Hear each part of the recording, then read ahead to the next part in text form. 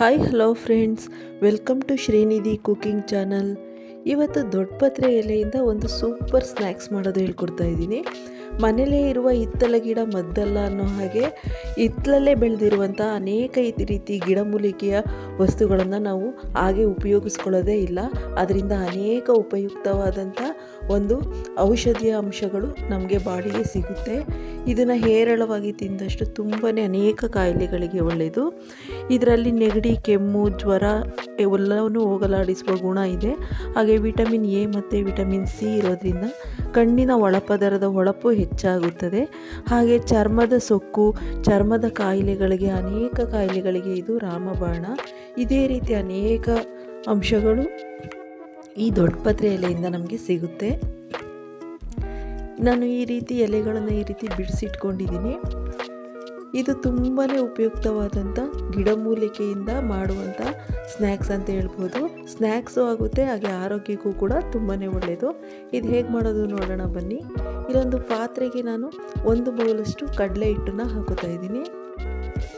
ಕಡಲೆ ಹಿಟ್ಟಿಗೆ 1 ಸ್ಪೂನಷ್ಟು ಅಚ್ಚಕಾರದ ಪುಡಿ ಹಾಕ್ತಾಯಿದ್ದೀನಿ.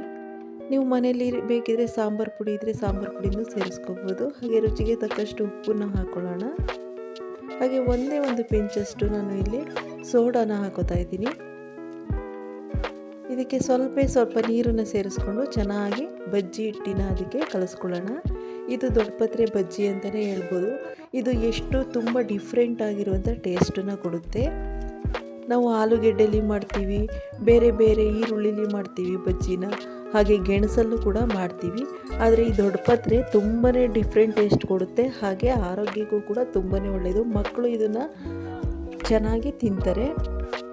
ಈ ರೀತಿ ಮಾಡ್ಕೊಳ್ಳೋದ್ರಿಂದ ತುಂಬ ಬೇಗ ಇದನ್ನು ಪದೇ ಕೇಳಿ ತಿಂತಾರೆ. ಈಗ ನೋಡಿ, ಇದನ್ನು ಈ ರೀತಿ ಡಿಪ್ ಮಾಡ್ಕೋಬೇಕು. ಕಡಲೆ ಹಿಟ್ಟನ್ನು ನಾವೇನು ಕಲಿಸ್ಕೊಂಡಿದ್ದೀವಿ ಅದರಲ್ಲಿ ಈ ರೀತಿ ಡಿಪ್ ಮಾಡಿಕೊಂಡು ಕಾದಿರುವಂಥ ಎಣ್ಣೆಗೆ ಹಾಕೋಬೇಕು. ಇಲ್ಲಿ ಸ್ವಲ್ಪ ನಾನು ಹಾಕಿ ನೋಡ್ತಾ ಇದ್ದೀನಿ, ಎಣ್ಣೆ ಚೆನ್ನಾಗಿ ಕಾದಿದೆ. ಸೊ ನೆಕ್ಸ್ಟ್ ಹೀಗೆ ಡಿಪ್ ಮಾಡಿ ಎಣ್ಣೆಗೆ ಹಾಕ್ಕೊಳ್ಳೋಣ. ಇದು 5 ನಿಮಿಷದಲ್ಲಿ ಬೇಗನೂ ರೆಡಿಯಾಗುತ್ತೆ. ಹಾಗೆ ತುಂಬಾ ಒಂದು ಒಳ್ಳೆ ಸೂಪರ್ ಟೇಸ್ಟನ್ನು ಕೊಡುತ್ತೆ. ಈ ದೊಡ್ಡಪತ್ರೆ ಬಜ್ಜಿ ಇದು ಅಂತ ಗೊತ್ತೇ ಆಗೋದಿಲ್ಲ ಎಲ್ಲೂ, ಅಷ್ಟು ಚೆನ್ನಾಗಿರುತ್ತೆ. ರುಚಿ ಕೂಡ ತುಂಬ ಅದ್ಭುತವಾಗಿರುತ್ತೆ. ಹಾಗೆ ಆರೋಗ್ಯಕ್ಕೂ ಕೂಡ ಒಳ್ಳೆಯದು. ನೋಡಿ ಎಷ್ಟು ಚೆನ್ನಾಗಿ ಉಬ್ಕೊಂಡು ಇದು ಚೆನ್ನಾಗಿ ಬಜ್ಜಿ ರೆಡಿ ಆಗ್ತಾ ಇದೆ. ಇದು ಚೆನ್ನಾಗಿ ಬೆಂದರೆ ತೆಗೆದ್ರೆ ಆಯಿತು.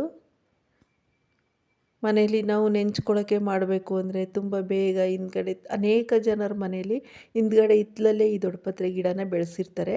ನಾವು ಅಲ್ಲೇ ಕಿತ್ಕೊಂಡು ಬಂದು ಫ್ರೆಶ್ ಆಗಿ ಹಾಗೆ ಬೇಗ ಮಾಡ್ಕೋಬೋದು. ತಿಳಿ ಸಾಂಬಾರಿಗೆ ಯಾವುದೇ ಊಟ ಮಾಡಬೇಕಾದ್ರೂ ನೆಂಚ್ಕೊಳ್ಳೋದಕ್ಕೆ ಈ ಥರ ಮಾಡಿಕೊಟ್ಟಾಗ ತುಂಬಾ ಸ್ವಲ್ಪ ಜಾಸ್ತಿನೇ ಊಟ ಮಾಡ್ತಾರೆ.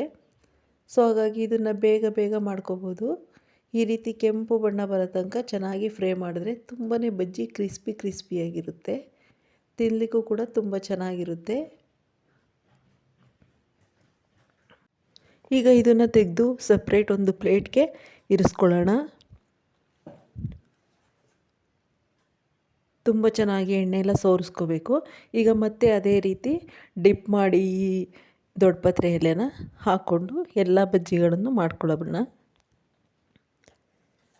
ಇದು ನೆಂಟರುಗಳು ಬಂದಾಗ, ಗೆಸ್ಟ್ಗಳು ಬಂದಾಗ ಅವ್ರಿಗೆ ಡಿಫ್ರೆಂಟಾಗಿ ಈ ರೀತಿ ಮಾಡಿಕೊಟ್ರೆ ತುಂಬಾ ಆಶ್ಚರ್ಯ ಪಡ್ತಾರೆ. ಈ ಥರದ್ರಲ್ಲೂ ಮಾಡ್ಬೋದಾ ಅಂತ ಅನೇಕ ಜನಗಳಿಗೆ ಗೊತ್ತಿರೋದಿಲ್ಲ. ಸೊ ಇದು ತುಂಬ ಒಂದು ಒಳ್ಳೆಯ ರೆಸಿಪಿ ಅಂತ ತಿಳ್ಕೊತೀನಿ. ಈಗ ನೋಡಿ, ಎಲ್ಲ ಚೆನ್ನಾಗಿ ಬೆಂದು ರೆಡಿಯಾಗಿದೆ.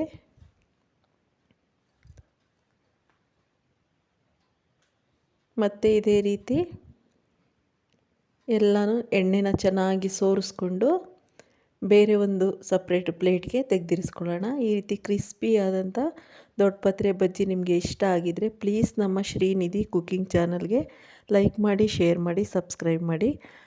ಹಾಗೆ ಪಕ್ಕದಲ್ಲೇ ಇರುವ ಬೆಲ್ ಬಟನ್ ಕೂಡ ಕ್ಲಿಕ್ ಮಾಡಿ. ಇದೇ ರೀತಿ ಒಳ್ಳೊಳ್ಳೆ ವಿಡಿಯೋ ಜೊತೆ ಮತ್ತೆ ಭೇಟಿಯಾಗೋಣ. Bye friends.